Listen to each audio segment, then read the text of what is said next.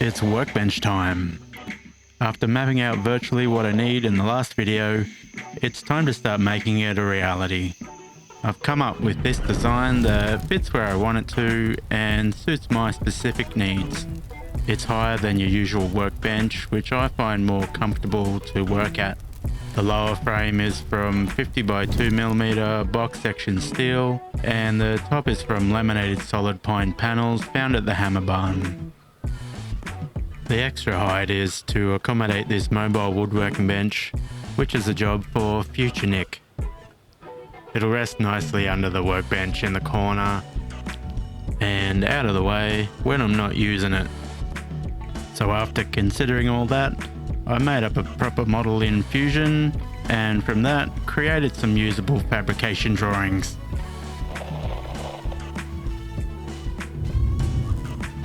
Setting up the bandsaw is a bit of a pain. It has a few quirks that need attention, mostly to do with the flimsy sheet metal stand that it comes with, but improving it is also a job for future Nick. Most of the lengths of steel for the top of the frame are mitered, so I did my best to set the bandsaw to 45 degrees and got to cutting. Then, almost immediately, the blade snapped. Probably due to user error. But it was only a minor catastrophe, so we got through it, and in no time the mitered pieces were cut.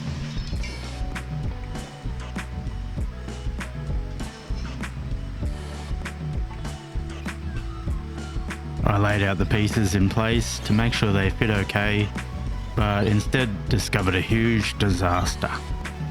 It seemed that my 45-degree setup wasn't quite right.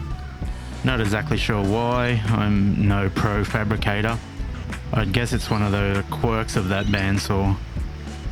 Luckily for me though, the outside of each piece was the right length, so I marked the correct angle and ground each one down, either on the linisher or with the grinder on the longer pieces.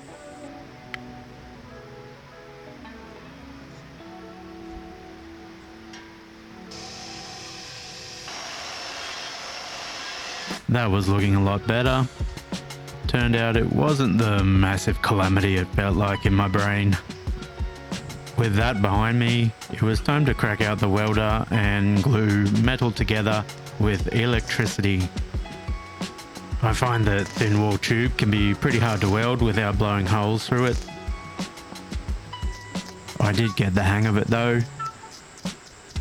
The welds weren't perfect, but lucky for me, grinders are a thing, and before long I had the top frame welded up.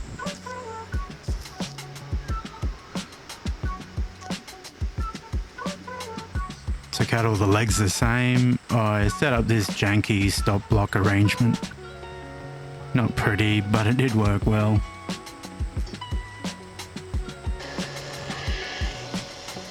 I got them all cut, gave them a clean up, and cut some feet for them. Cut out a few little tabs to hold on the benchtop as well.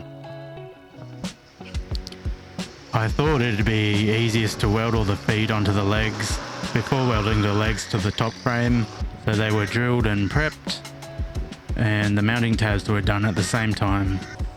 I tacked the feet on first at each corner, then worked out how to zip them up without blowing more holes through them. It seemed that aiming the nozzle at the thicker feet material while passing through the thin wall tube was the way to go, and using a series of tacks rather than trying to lay down a long bead gave the best result. They still needed a once over with the grinder though, and a coat of etch primer.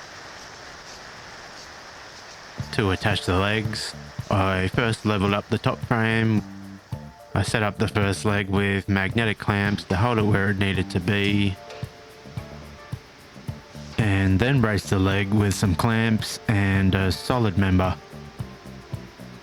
The leg was then nudged into position with the aid of this post leveler. I attacked the four corners first in an attempt to minimize warping, and did the same for the rest of the legs. Gave them all a quick clean and finished the welds. The portable light was handy for being able to see what I was doing a bit better. I don't know why I'd never thought of using a light before, but it really improved the welds. I then ran the grinder over the joints that would be visible, and also a bunch that wouldn't be for some reason. The bare metal was given a coat of etch primer, and while I had the frame upside down, I decided to give it a coat of black, where it would be hard to get to later. I zipped up the last of the welds before turning to the benchtop mounting tabs. I marked them out, laid them out, ground them out, then welded them in.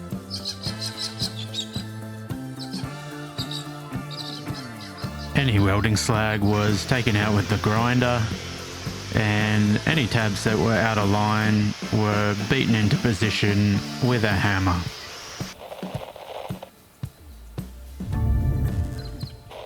Once again, the bare metal received a lashing of etch primer before slapping on the finishing coat of black. And yes, it is the same black paint that's on the back wall of the shed. Before making the benchtop, I decided to put the workbench frame into its final position in the shed. To do that, this piece of square moulding needed to be cut out to get the bench as close to the walls as possible.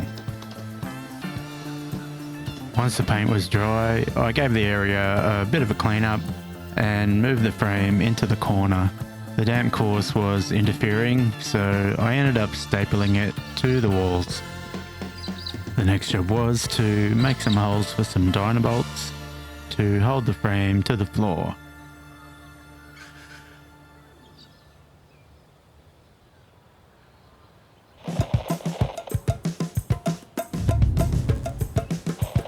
I found these laminated pine panels at the hammer barn for a reasonable outlay. They're 2400 by 900mm with a 33mm thickness. I needed 2 panels to cover the workbench, and since it's 700mm wide, I'd have 2 200mm strips left over to use for some shelving later.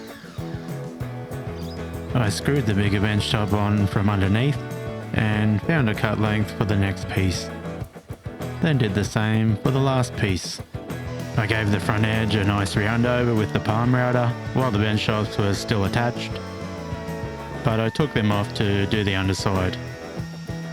I sat them back on the frame for a good sanding in preparation for some stain. This pass was done with a maple colour, which I didn't love. It was a bit too orange, I reckon. So I ended up sanding it again and going over it with some walnut stain. Didn't really change it too much, but it'll do. Once there's a few tools and things on it, it'll hopefully just blend into the background. I flipped the panels over and rubbed some Danish oil on the underside and put a coat over the stained top.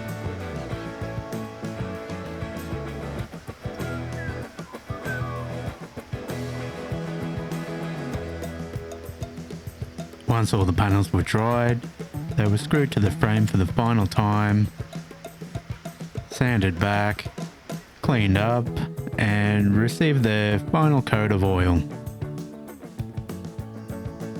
And there we have it. I got a workbench. I was so excited I mounted my drill press in celebration.